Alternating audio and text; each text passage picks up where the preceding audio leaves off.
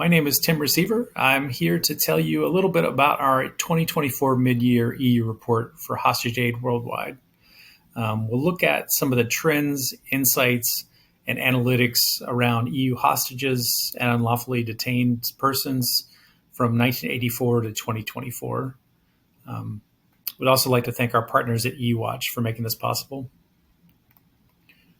Before we get started, I wanted to mention the Hostage Metrics Engine.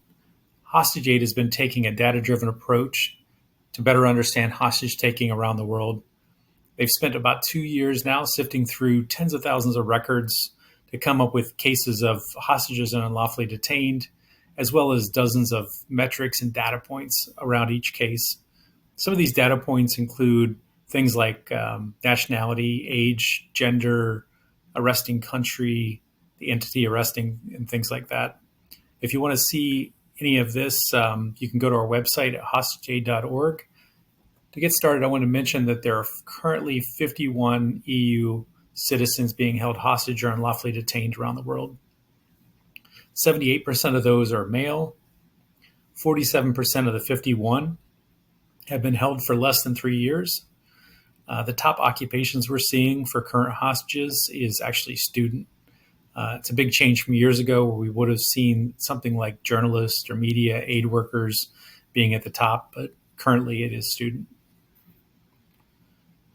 We're also going to look at two areas of interest. One is Gaza and the events of October 7th, and the other is Iran's history of weaponizing hostage taking.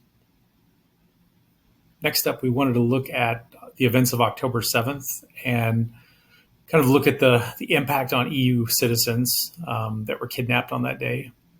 In all, there were 44 EU citizens kidnapped on October 7th. 5 were killed.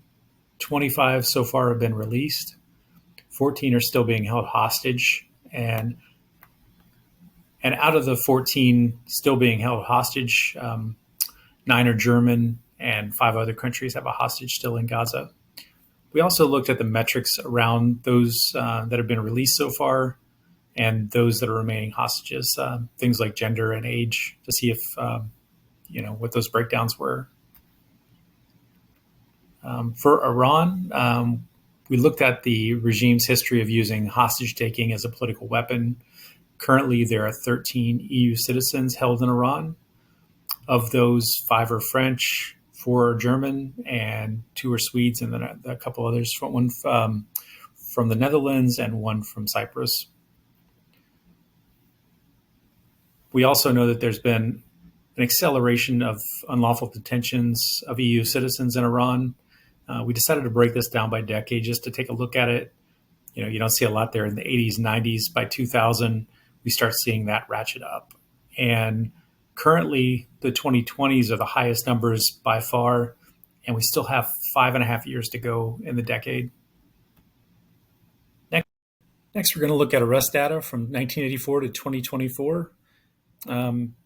Probably no surprise at the order of these countries. Iran is our top arresting country over the last 40 years at 11.52%. Lebanon is second at 10.22%.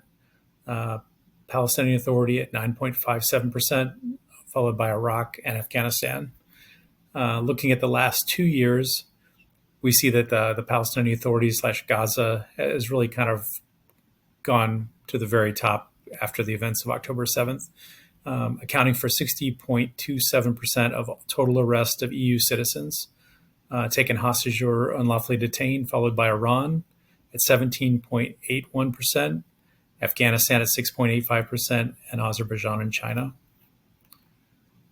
Looking at release data, the top releases by nationality, probably no surprise, France, Germany, Italy, Spain, Sweden, Ireland are the top releases during this time. If we look at the types of releases, though, you'll see negotiated at 41%, followed by ransom swap at 23% over the 40 years. And if we look at the last 2 years, nationalities, they change a little bit. Germany and France are at the top.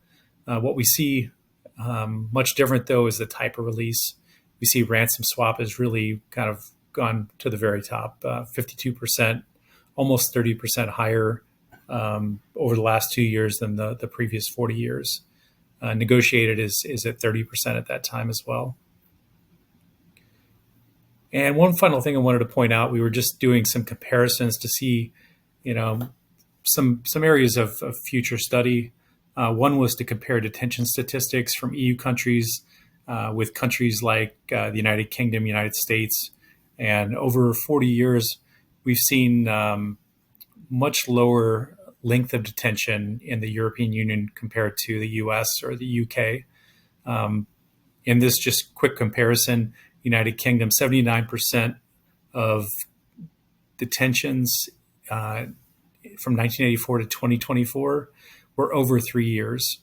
And comparing that to the European Union that had just 43% over 3 years detention. So quite a huge difference there.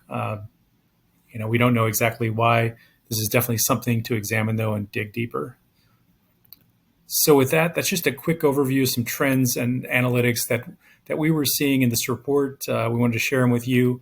Thank you very much for your time. I'm going to turn it back over to my colleagues at HostageAid now. Enjoy the conference. Thank you.